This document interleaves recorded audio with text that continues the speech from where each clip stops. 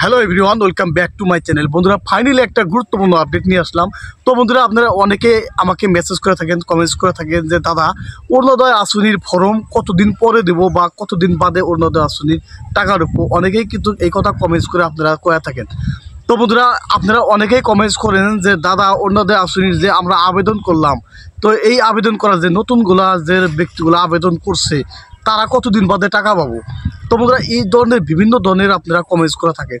তো বন্ধুরা, আপনারা অনেকেই জানেন যে সরকার থেকে কমিটি গঠন করে দিয়েছিল, কার্যকরী কমিটি কিন্তু অরুণোদয় আসনির হিতাধিকারী সিলেকশন করছে। তো সিলেকশন করার পরে কিন্তু তাদের নাম কিন্তু অলরেডি অফিসে পাঠিয়ে দিছে ফর্ম ফিল আপ করে। তো তাদের নামে কিন্তু অরুণোদয় আসনির ফর্ম কিন্তু চলে আসবো। তো চলে আসার পরে তাদের নামে অ্যাকাউন্ট সহকারে ফিল আপ করে তাদের সম্পূর্ণ ডকুমেন্ট সহকারে কিন্তু অফিসে জমা করতে লাগবো।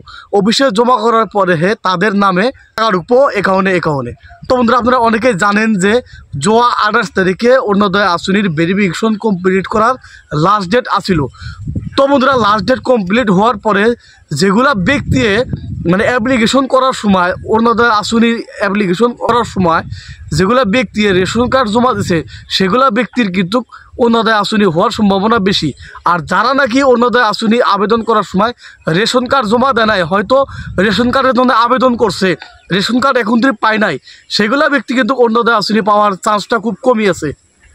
তো বন্ধুরা, এখন কথা হলো যে যেগুলা ব্যক্তি অরুণোদয় আসনির আবেদনের জন্য রেশন কার্ড জমা দিছে, তার সাথে Aadhaar card, bank account, PAN card, বিভিন্ন ধরনের ডকুমেন্টস জমা দিছে, তো সেইগুলা ব্যক্তির কিন্তু অরুণোদয় আসনি হওয়ার চান্স আছে।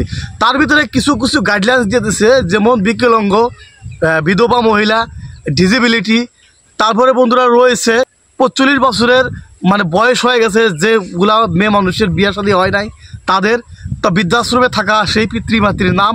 তো এই ধরনের যেটা ক্যান্ডিডেট আছে তারা কিন্তু অরুণোদয় আসনির টাকা শিগগিরই পেতে চলেছে। আর যারা ভালো শ্রেণীর মানুষ, হয়তো তাদের অবস্থা ভালো, তারা কিন্তু এই অরুণোদয় আসনির টাকা পাবো না। তো বন্ধুরা, এই হলো গুরুত্বপূর্ণ ইনফরমেশন। তো বন্ধুরা, যদি ইনফরমেশনটা ভালো লাগে চ্যানেলটাকে সাবস্ক্রাইব করবেন, লাইক করবেন, শেয়ার করবেন। ধন্যবাদ ফ্রেন্ডস।